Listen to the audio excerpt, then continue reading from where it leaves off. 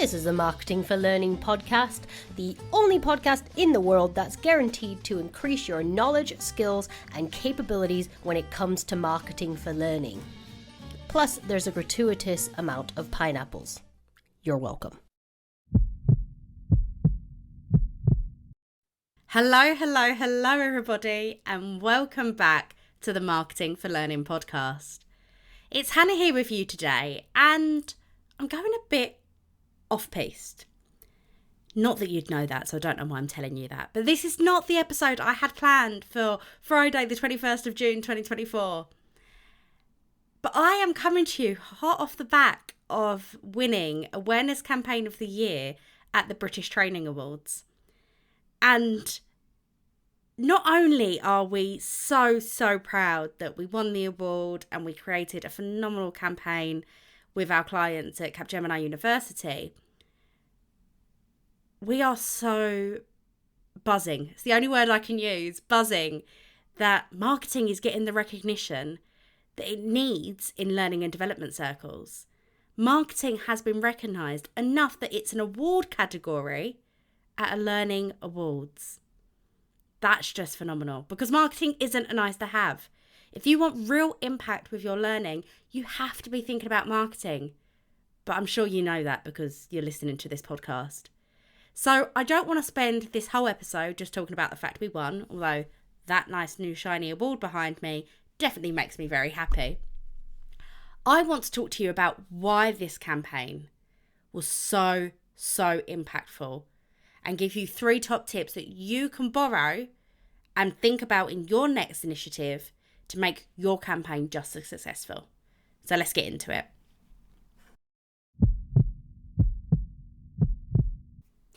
So just a quick overview on the campaign. It was about Gen AI and it was rolling out to all of Capgemini's employees. So that's over 340,000 people.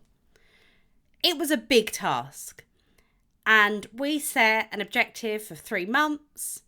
It's now been 6 months since we launched the campaign.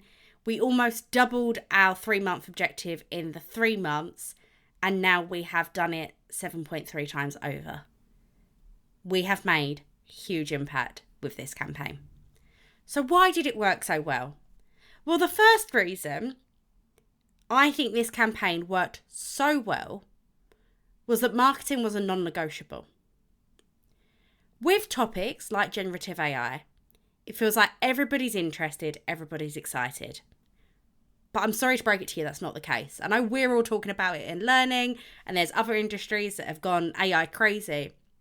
But some people don't care, they're not interested, maybe they're feeling really overwhelmed by it, maybe they're scared that the robots are going to come take their jobs. So this team, the team at Capgemini University, knew that it wasn't good enough just to be like, hey, we got a shiny new learning intervention on this really interesting topic. They knew they had to win everybody over. So marketing was a non-negotiable, which meant from the outset, from the very start of developing this initiative, and it was a really complex initiative, marketing was involved. We were championing the audience's voice. We were saying, well, actually, yeah, some people are really excited, but actually some people are terrified. What are we going to do about them? We were there being the audience advocates. That made a phenomenal amount of difference, not just on the project itself, but on how we communicated it. It also made a really big difference on buy-in. The team, the entire project team was so bought in that marketing should be there, deserved to be there, had a place there, and was critically important to achieving our goals. So that was the first thing that I think set this campaign apart from many others I see run. It's that everybody, every single person was bought into the fact that marketing had to be included. It had to be there. It had to be done. That doesn't mean that marketing was any more or less important than any other aspects. I say this to people on the masterclass all the time. We cannot outmarket a bad learning experience. If the incredible team at Capgemini did not create such an incredible learning experience with so many partners and different aspects and different perspectives, we could have done the best campaign in the world and it would have fallen short because people wouldn't have had the experience they expected when they landed on the learning experience. So us being involved did not detract from the phenomenal work that the rest of the team were doing, but it made sure that the audience saw that phenomenal work, that they were excited about going to a learning experience. And that's not something that many L&D teams can say, that people were excited about getting involved. So that's what this campaign did. It got people excited. And the way we did that was by making sure everybody was bought in and that marketing was included from day dot. Not after the intervention was created. Oh, we need to promote this now. From the very, very start, marketing was involved in the conversation.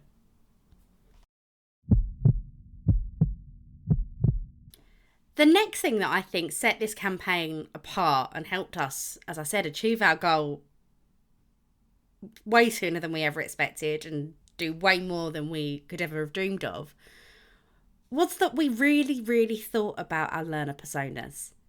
Capgemini are a quite a long-standing client of MASS, so they have personas, so we utilised what already existed. Remember, you don't create personas on a per project or per program basis. You have personas of your audience. So we really dug into that. We thought about their audience personas and how that person might be feeling about these changes and about this new learning experience. And we dug right in. And you know what? Some of the conversations we were like, but do they really feel like that? I don't feel like that. Do you feel like that? So we did some extra research and they did feel like that. We really empathised with our audience. We put ourselves in their shoes. We come up with some hypotheses and then we tested them. That meant that our communications and the marketing we put out there really resonated with each persona.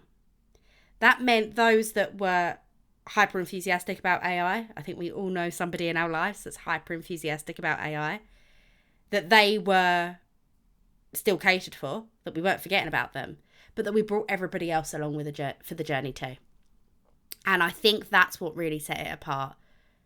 We really championed the audience. That again says a lot about the team we were working with. And I do think that above the 3 tips I'm giving you today, the team made the world of difference because they were so bought into why we were doing this.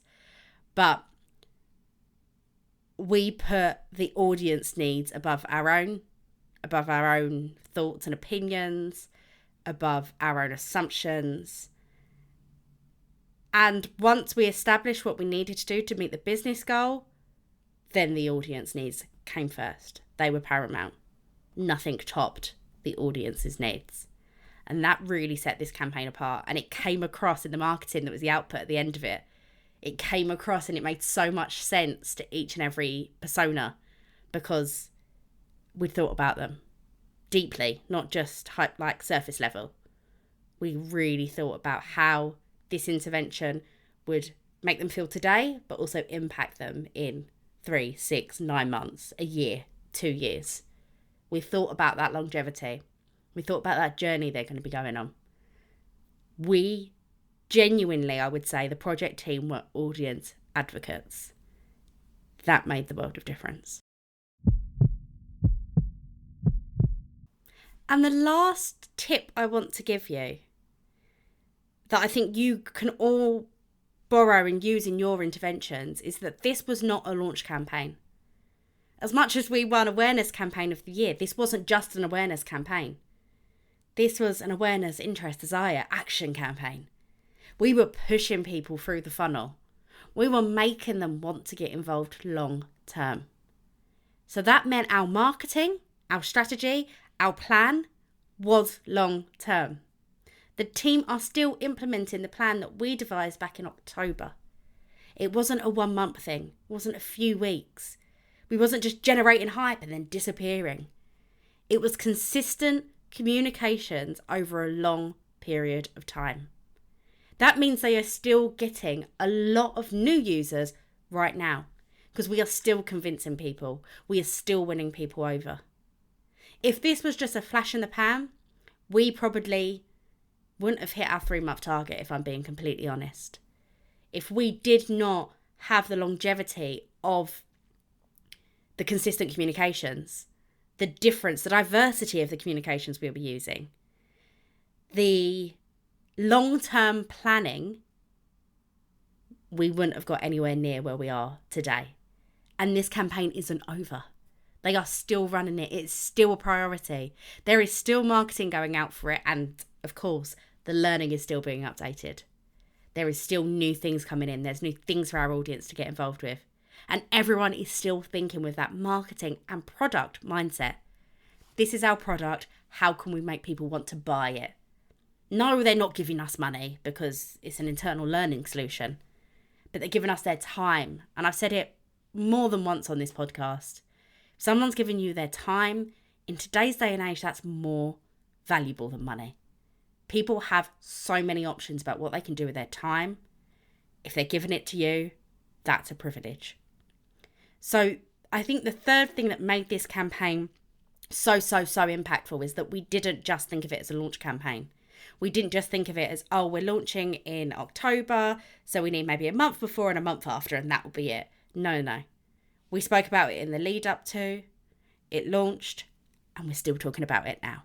We're still raising that awareness. Remember, there's a reason why the likes of Apple, Coca-Cola, Google, trying to think of other brands. Clearly, they're my three favourites. But there's a reason why these huge companies market day in, day out. They advertise, they spend huge budgets on it. It's not good enough to say, hey, we told people. You need to keep telling them. So that longevity piece is what really set this campaign apart. It's what helped it win that award. And it's something that you guys can absolutely do in your organisations. So there you have it. The three things that I think made our awareness campaign with Capgemini award-winning. I'm still on cloud nine, like I said. But I think all of you can do this. If you're thinking about your marketing initiatives, you're thinking about your upcoming learning initiative launches, you can integrate these three things. You can get everybody on board and get marketing spoken about from the first day. It's not an afterthought. It's not something you do at the end of creating the intervention. It needs to be involved up front. Make sure that that's being spoken about in your organisations. You can create learner personas and be your audience advocates. You should be. If you've been listening to this podcast for any amount of time, I'll be disappointed if you haven't tried creating your personas yet. And just for you, I will link our personas guide in the show notes. And lastly, we can all think longer term. I would love to get to a point that I know every L&D team has a 12-month marketing strategy that has different campaigns in it and different red threads running through it to keep our audience engaged time and time again. And for big initiatives like this one was for Capgemini, maybe that is a 6-month campaign, a 9-month campaign. Who knows, it might even go on for a year. We need to be thinking long term and consistently communicating to our audiences. So thank you so much for listening to me today. I hope it's given you some food for thought. I just want a quick shout out to the team at Capgemini because it was a joint award. We could do the marketing, but we couldn't do it without their buy-in, their enthusiasm, their marketing thinking, and the phenomenal team that created the amazing learning intervention. So it was a perfect collaboration between two companies, and it worked incredibly well. If you have any questions about the award win, about anything I've said today, please do drop me a message on LinkedIn.